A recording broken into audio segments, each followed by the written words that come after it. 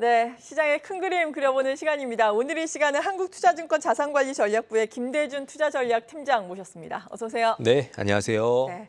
일단 오늘은 코스피가 상승을 하고 있지만 지지부진한 상황입니다. 0.2% 오르고 있으니까. 반면에 8거래일 연속 하락한 가운데 미국도 그래도 괜찮고 또 일본 같은 경우에는 30여 년 만에 최고치라고 하니까 상대적인 좀 박탈감이 있지 않을까 싶어요. 우리 투자자 여러분들이. 네. 우리 증시 같은 경우에는 어떻게 전망하고 계세요? 네, 일단 저는 4월, 그러니까 2분기 초까지는 계속 좀 완만한 상승 기조 예상하고 있는데요. 네. 근데 아무래도 이게 쭉 뻗어 나가기보다는 약간 조금 등락이 있을 수는 있습니다. 근데 연말에 너무 좀 급하게 올라왔던 부분이 있었기 때문에 지금 연초에 차익 실현 물량 좀 많이 출회되는 게 있고요.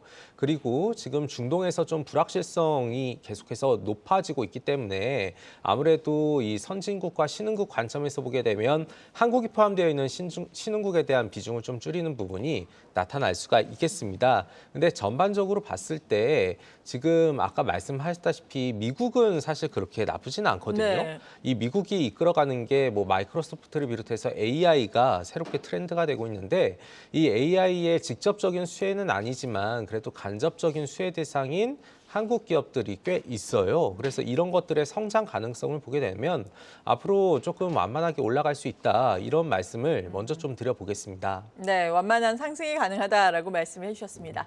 이런 가운데 주말 사이에서는 대만의 총통 선거 결과가 나왔습니다. 친미 성향의 민진당 후보, 이 라이칭더 후보가 승리를 했는데 이에 따라서 지금 글로벌 시장에서는 글로벌 자본 시장 같은 경우에는 긍정적이다 이런 평가가 나오더라고요.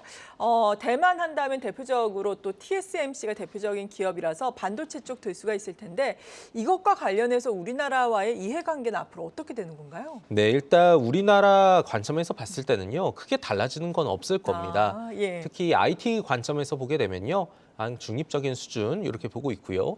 반면에 중국과 관련된 산업들을 보게 되면 네. 조금 부정적일 수 있다. 이렇게 보고 있습니다. 왜냐하면 저 라이칭더 후보, 그러니까 민진당의 후보였는데요. 이제 5월에 취임을 하게 되고 새로운 대만 총통이 되는데요. 이 사람의 특징은 굉장히 반중 성향이 강하고 독립적인 성향을 많이 띠고 있습니다. 네. 그러다 보니까 이번 선거 이후에 중국에서 특히 왕이 외교부장 같은 경우에는 굉장히 좀 강한 어조로 좀 반발하는 그런 뉘앙스를 풍겼거든요. 이걸 미루어 보게 되면 중국의 대만 전략이 굉장히 좀 강경하게 바뀔 수 있다는 점을 유추해 볼 수가 있습니다. 중국 같은 경우에는 지금 경기가 굉장히 좀 부진하기 때문에 원래는 경제를 살리기 위한 정책들을 썼어야 됐거든요. 근데 지금 그거를 계속해서 회의를 못 하고 있습니다. 왜냐하면 10월에 미중 정상회담 때문에 연기를 했고요. 리커창 전 총리가 좀 이제 급사를 하게 되면서 또 연기를 했고 3월 양회까지 특별한 모멘텀이 없었는데 일각에서는 대만 선거 이후에 좀 경제 정책이 나올 수 있을 것이다 이렇게 봤는데요. 네. 지금 대만이 반중 성향 인사가 이제 리더가 됐기 때문에 경제보다는 외교나 국방 이런 군사적인 부분에 대한 정책 가능성이 굉장히 높아집니다. 네. 그렇게 되면은 아무래도 중국의 성장 동력은 굉장히 좀 약화될 수밖에 없고요. 그 과정에서 철강이나 화학 같은 한국의 시클리컬 산업은 좀 부진할 수 있겠습니다. 그러나 이 대만 쪽과 관련해서 네. TSMC를 비롯해서 반도체를 비롯한 IT는 사실 큰 변화는 없고요. 그냥 기존 그대로 간다는 측면에서 한국의 IT, 특히 삼성전자나 SK하이닉스도 특별한 지각 변동에 크게 노출되지 않고 그냥 지금 그대로 좀 갈 수 있다. 그래서 중립 또는 약간 조금 나은 정도 불확실성 해소됐다는 측면에서 긍정적 이렇게 보실 수가 있겠습니다. 네, 그렇군요. 이 중국 경기와 관련해서는 지난해에 기대감을 상당히 충족해주지 못했었는데 올해도 다소 어려운 국면이 예상된다라는 말씀이었네요. 화학 쪽, 대중도 관련된 종목이라고 볼 수 있겠는데 이 부분에 기대감을 크게 가져가기는 힘들 것 같습니다.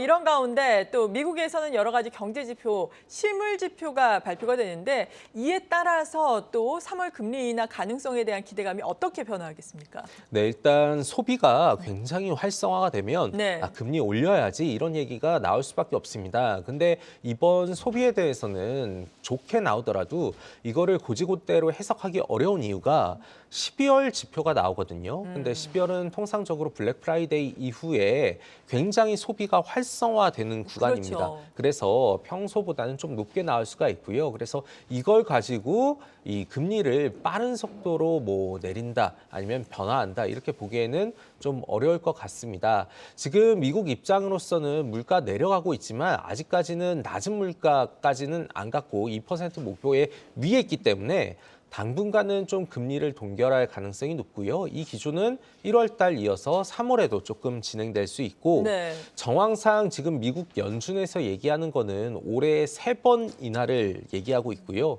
반면에 시장은 올해 6번에서 7번, 그러니까 매 회의마다 내린다 이렇게 보고 있는데 네. 이 괴리가 굉장히 좀 클 것이고요.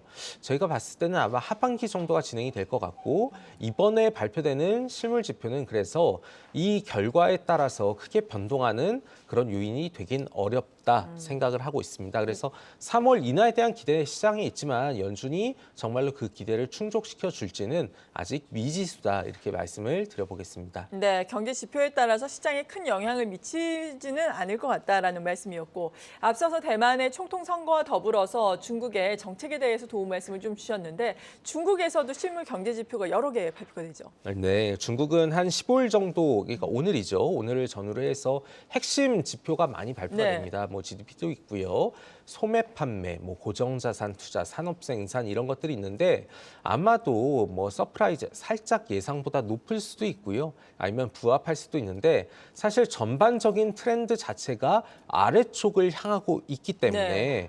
방금 말씀드렸다시피 중국에 대해서는 약간 좋지 않네. 빠르게 부양책이 나와야 되네. 이렇게 생각을 할 수가 있는데요. 지금 그게 굉장히 좀 지연되고 있다. 아마도 가장 빠르게 나온다면 금리 인하가 될 텐데 네. 지금 중국 입장에서는 또 위안화의 변동 때문에 금리를 건들 수 있는 부분도 아닙니다. 그래서 3월 양회, 그러니까 중국 공산당은 우리나라와 다르게요. 매년 회의를 걸어가지고 그때 대대적인 정책을 발표하는데 그때까지는 정책 모멘텀이 굉장히 소강 상태에 있을 것이고 중국의 경제 성장률도 약화가 될 수 있다 이렇게 보고 있습니다. 지금 올해 1에서 4분기까지 4개 분기 모두 4% 중후반대 전망이기 때문에 네. 여기에서 크게 개선된다면 좋겠지만 그럴 가능성이 지금 굉장히 좀 낮은 상황이라고 봐주시면 좋겠습니다. 네, 여러모로 봤을 때 중국과 관련해서 기대감을 가지고 가기에는 참 힘들어 보입니다. 이런 가운데 국내 증시는 어떤 전략이 필요할까요? 네, 아무래도 이번 대만 선거 이후의 결과들 그리고 미국에서 시총 변화의 이슈들 이런 것들 좀 감안해 볼 필요가 있는데요. 일단 한국 시장 같은 경우에는 뭐 아시다시피 8거래일 연속 내렸습니다. 네. 굉장히 많이 빠졌기 때문에 뭐 단기적으로 이제 조정이 조금 중단이 될 수도 있다. 아니면은 이 강도가 약화될 수 있다 생각을 할 수가 있습니다. 왜냐하면 이렇게 8거래일 연속 빠졌던 적은 이번을 포함하면 한 7번 정도에 그치거든요. 네. 2000년 이후로요. 그래서 만약에 여기서 조금 되돌려진다면 어떤 것들을 봐야 될까 이렇게 보실 수가 있는데요.